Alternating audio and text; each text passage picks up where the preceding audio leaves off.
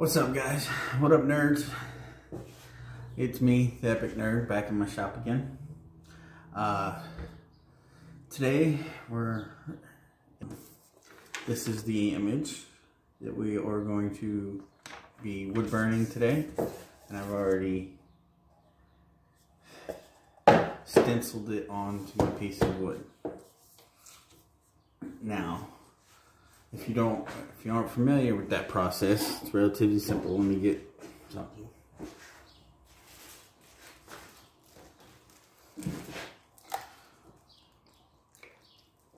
Stay hydrated, rule number one. Alright, so this is just darn ready carbon transfer paper. So basically you take one of these sheets. First you take your image, take a piece of wood, line it up how you want.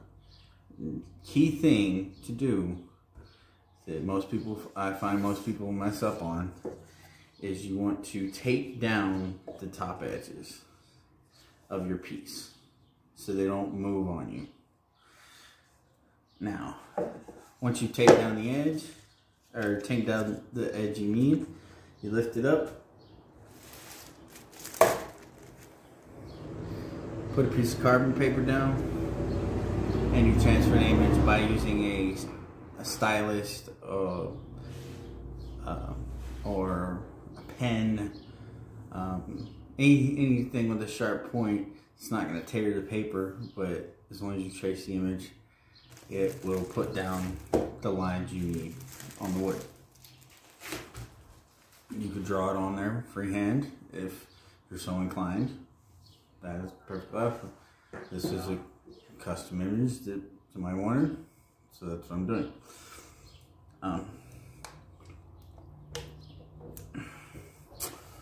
Okay, let's talk wood burning machines. If you're starting out,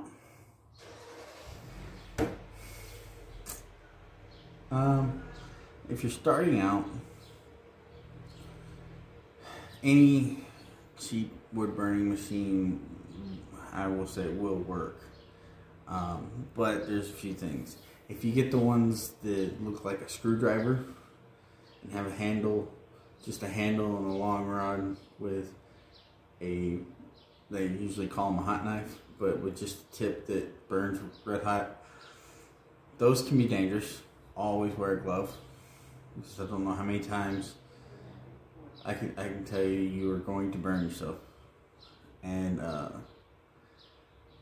because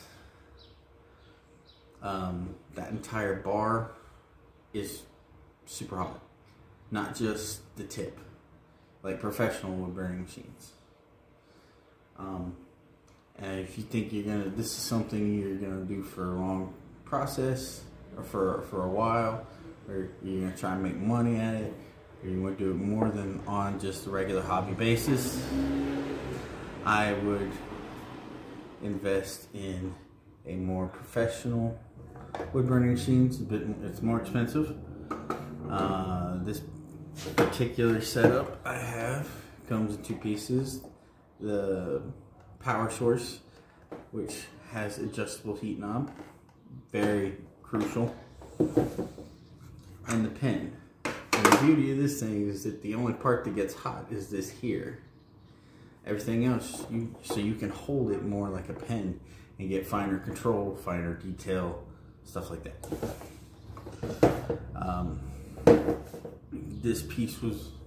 This machine is by True Art.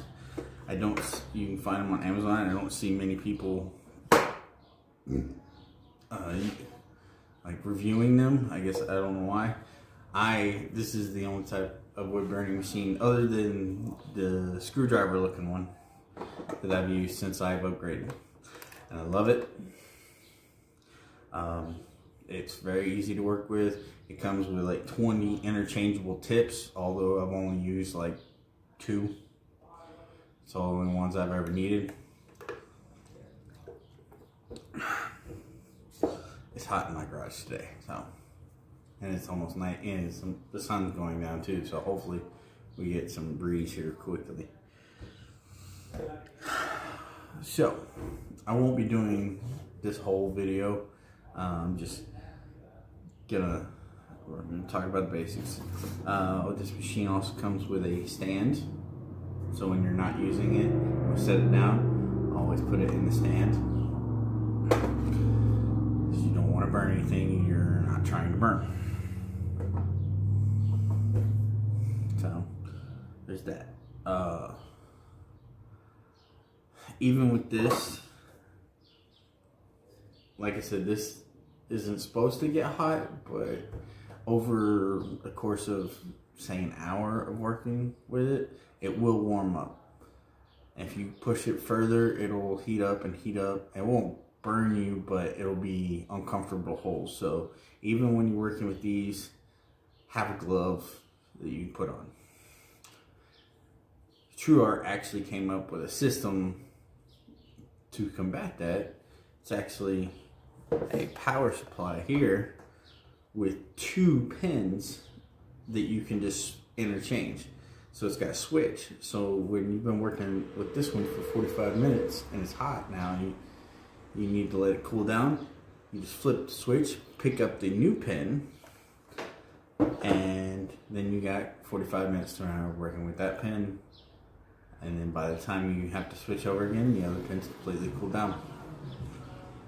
I like it. It's definitely worth the extra bit of money. And then you have, now I have 2 units. I can teach somebody one-on-one. They can use my old set. I can use my set. I can have, now, if you only have this style with one pin power pack, let's call it.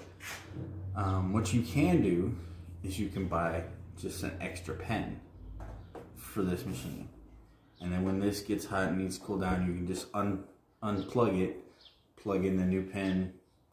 If you have to change tips, they make multiples of the same tips, so you won't have to change too much if you don't want to. That's the thing about having multiple tips, is that you can have certain pens for certain finishes. Like if you can have a liner pen to do the outline, all this line work. They make tips for that. For me, it's just easier to do with the same tip, every process, all the same reason, and you'll figure out why here in a sec. Another thing you should keep handy are glasses. Preferably ones that have a seal, like have a rubber seal that push against your face so they lock in. So smoke, and this is the reason for smoke to get in your eyes. It can be a pain in the ass. A couple ways you could also combat that without glasses is that you can have a little tabletop fan, especially if you're working indoors and worried about setting off a fire alarm. So just open a window, sit next to an open window, put the fan on, and smoke will always blow away from you and won't set the fire alarm off. Done that many times. But yeah, having glasses that form to your face and allow minimal smoke to get in, that's the perfect for it. And that's about all the basics you need to get started. So I'm gonna turn on my kit here.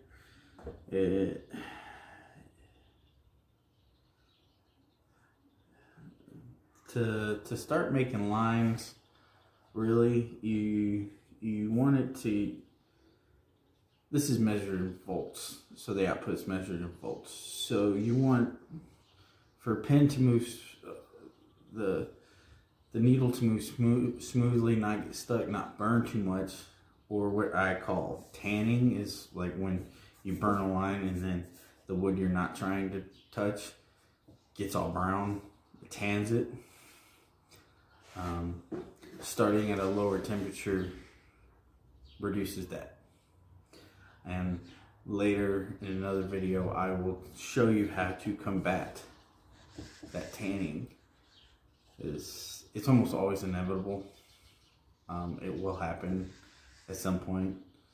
It's just managing where you know you can get what you're okay with it happening and where you're not. That's what it is. So let's try to get a glare off this. Okay.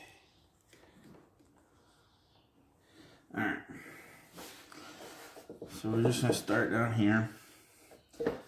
I've got it set at 63 volts. You can feel how warm it is. It can also go up to 109 and be red hot, and then as soon as you touch it, you'll start to see flames. That comes handy for other things like shading and darkening. Definitely need that. But it's always good to start up between 40 and 60.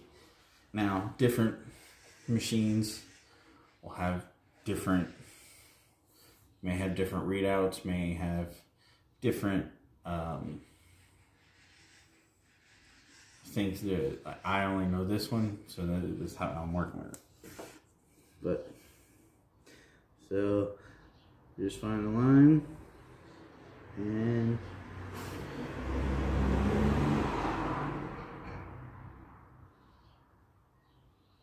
try to go as fluid as possible.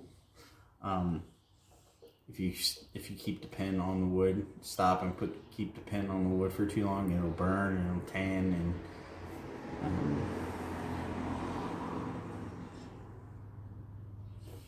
just be ugly.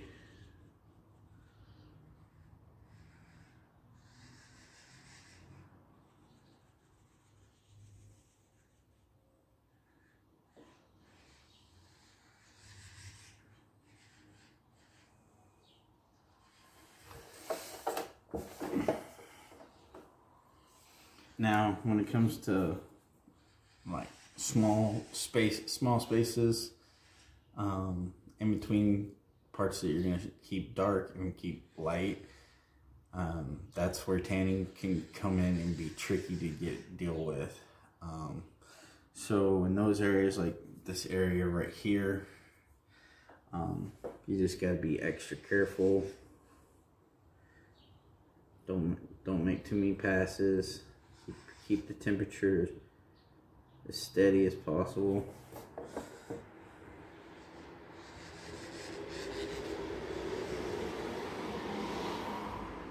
And the line, just because you put a line down on here, you don't have to follow it exact. Like, this is just a rough guideline.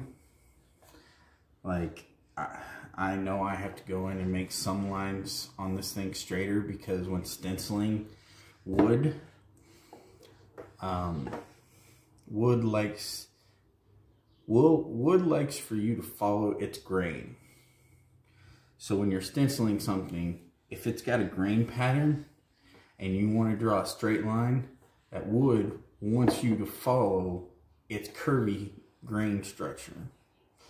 So you'll be trying to do a straight line, and all of a sudden, for some reason, you'll feel pressure from the wood kind of kink over your line. So I've got a lot of wavy lines, and this is where you fix them up. So don't be afraid to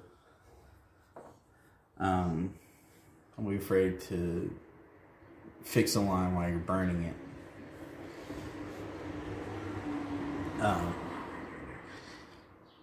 What was I gonna say? Another thing, at the end process, you decided you wanted to make a change and not do like a section that you stenciled out, there are ways to get rid of that too, and I'll cover those when I cover the stenciling, when I cover the tan removal process, because it's the same process. So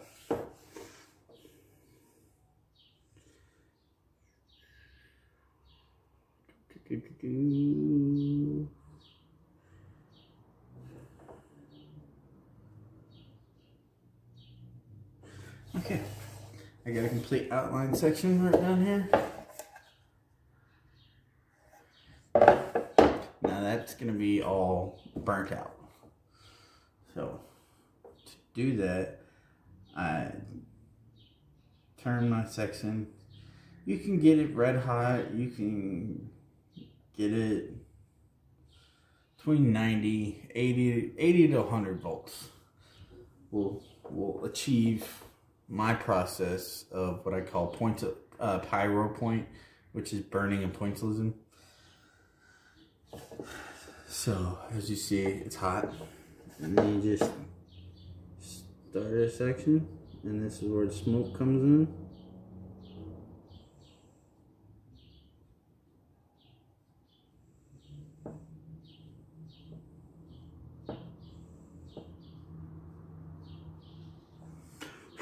And this is not the ipso facto way to wood burn. This is just how I decided to do it. I wasn't taught. I just watched a few online videos of how to get the process started, and then I just did what worked my way through it, and I came up with this method. I love the finished look of it, and it's done really well for me. I've sold quite a bit of pieces at conventions and stuff. Everybody loves my stuff, so I'm not changing now. But you know, there's plenty of books on wood burning if you actually reading instructions and stuff like that help you. It doesn't really help me to read stuff. I gotta either visually watch somebody do it and then work it out myself, or just work it out myself. But to each his own.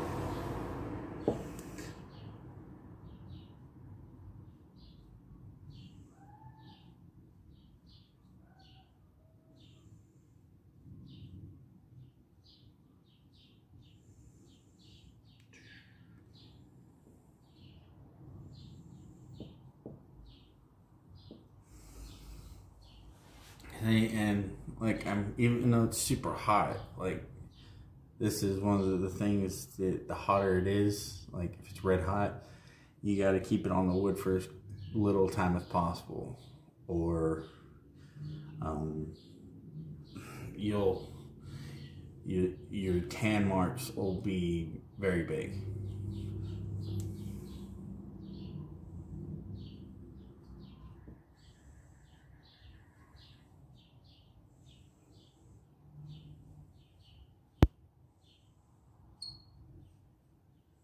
You'll hear the wood squeal.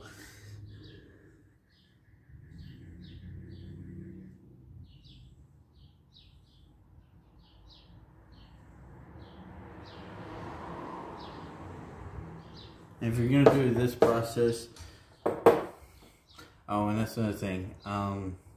You wanna every once in a while try to keep your tip clean, because ash and like wood will build up on there.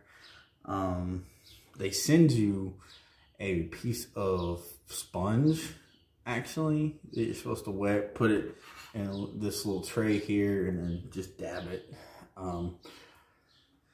That works sometimes, but I don't like keeping like super dried out, crusted sponges in my kit for very long. So I actually found that I take the glass lid off of those scented candles that people get, that big round heavy lid base.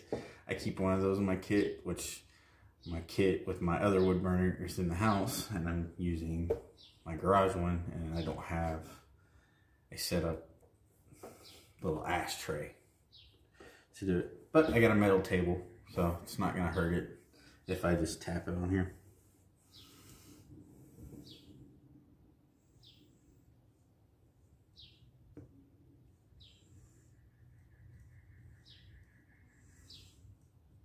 And once I finish this little section, well, you get the gist of it. I'll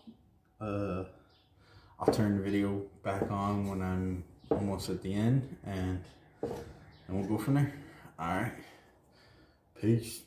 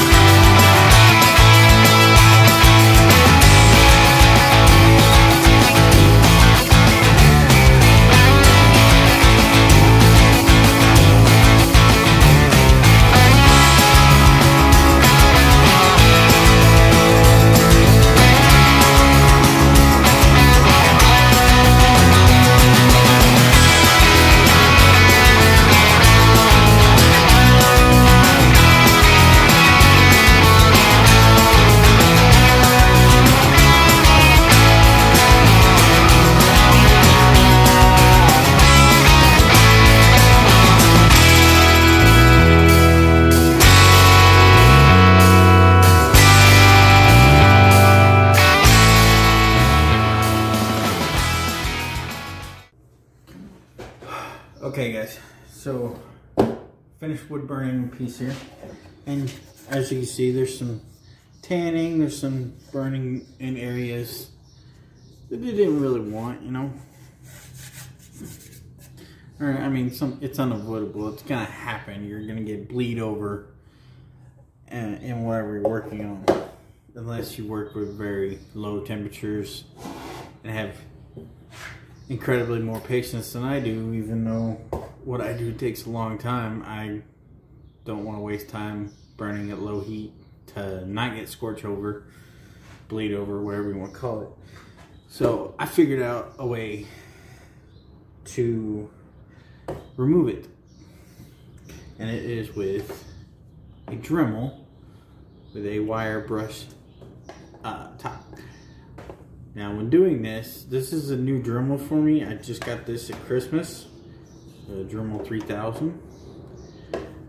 So I'm not very familiar using it, but the process is the same. So basically you just want to take the wire brush, always wear safety glasses because the metal shards, metal wires can fling off and go towards your face. And also when working on plywood, you want to make sure you don't go too deep, because you can run the chance of going down to the bottom layer and a big old chunk peels off, and the layers all don't look the same, so it will be noticeable. So we're just gonna go in and clean up some of the bleed over edges, and I'll show you what it looks like when it's done. Okay, I'll do setting 2 for now. Ooh, okay.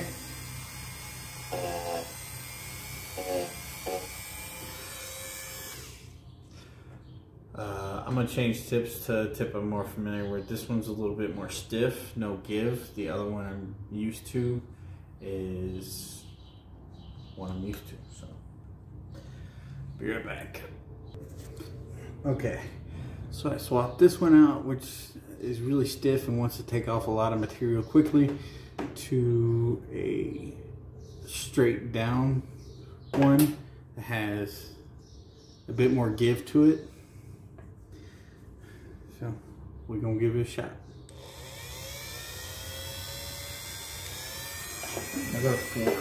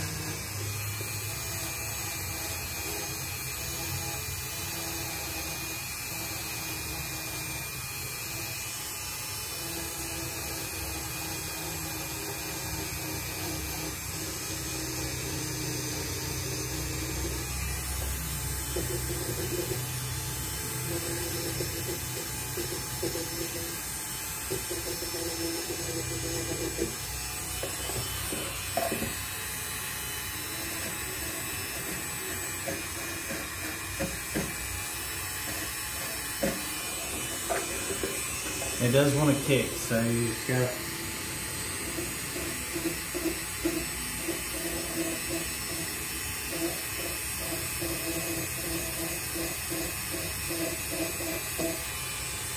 And like the more with the straight brush, the up and down one, the more vertical you get it, the more it'll want to take off. But it's just a process. It's personal choice, you know.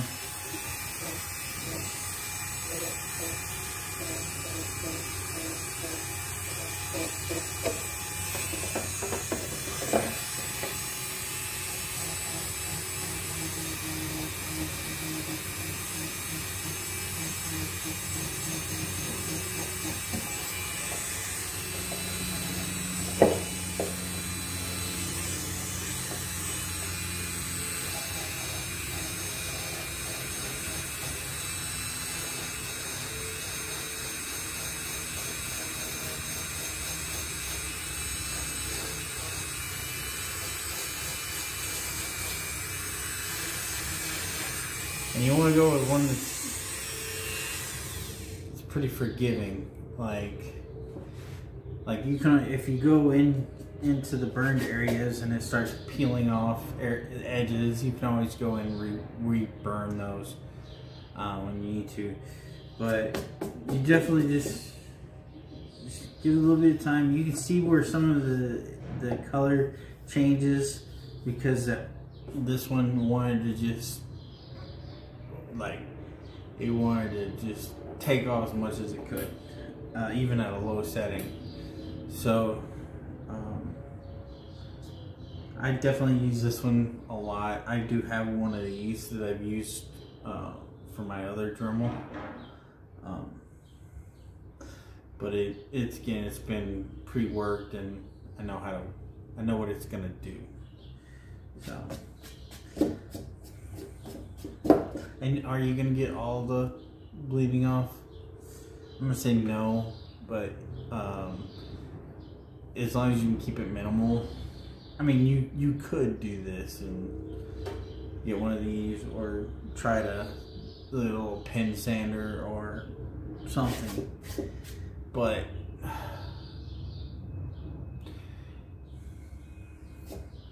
you want something to tell you is like you took pride in it, and it also took you some time to get the effect.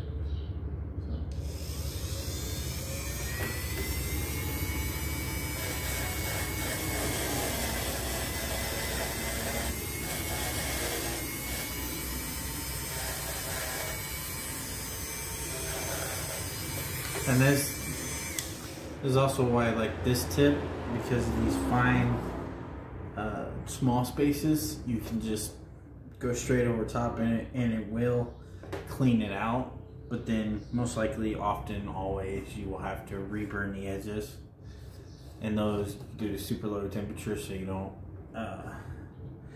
get the same thing, have to do it again.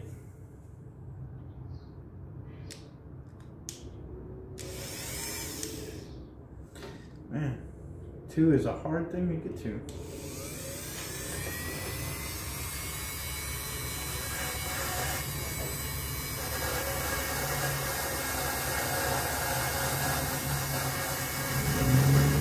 And this will also erase the pencil mark. If you put a pencil mark or you didn't fully use all of the stencil, this will get rid of pencil marks too.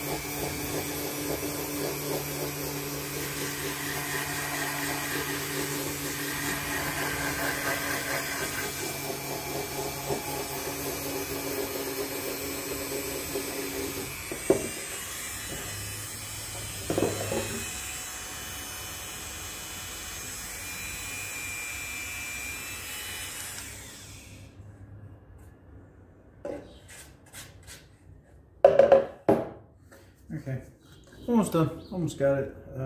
Just got to do the little border around there.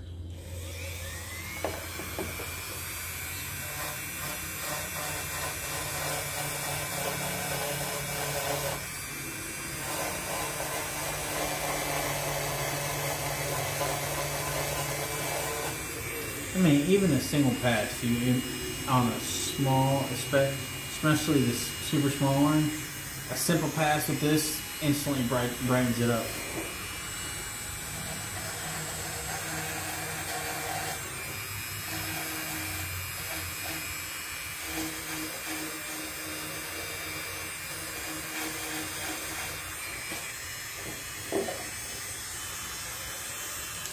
Alrighty.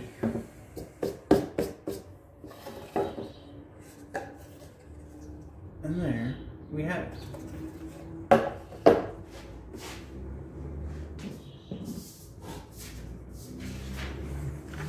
Just give you a quick reminder what the reference looked like. I think we got it.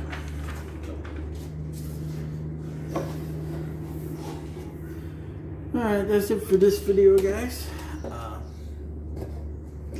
And as always, stay nerdy, my friends. Peace.